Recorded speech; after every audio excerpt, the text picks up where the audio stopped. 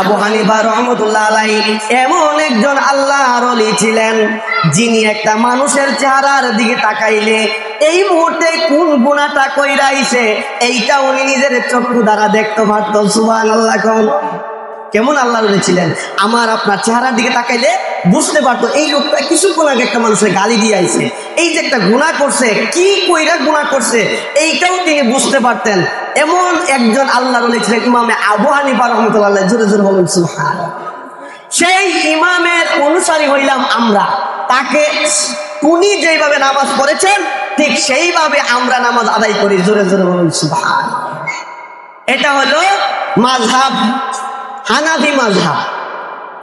আর যারা আহলে হাদিস বুকে হাত বাঁধে তো শাফি মাযহাবও খারাপ নয়, হানাফি মাযহাবও খারাপ নয়, মালিকি মাযহাবও খারাপ নয়, হাম্বলি মাযহাবও খারাপ নয়। যেই কোনো একটা মাযহাবকে আপনি অনুসরণ করতে পারবেন, এতে কোনো সমস্যা নেই।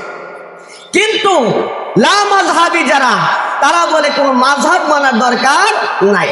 তুমি যদি মাযহাব না মানো তাহলে তোমার ঘরের মধ্যে ফ্যান লাগাইতে পারত না, ফ্যান লাগানো হারাম হয়ে যাবে। কারণ মাযহাবের ইমামরা এসে ফতোয়া দিয়েছেন ফ্যান লাগানো যাবে মানুষের সুখ শান্তির জন্য। জোরে জোরে বলুন সুবহানাল্লাহ।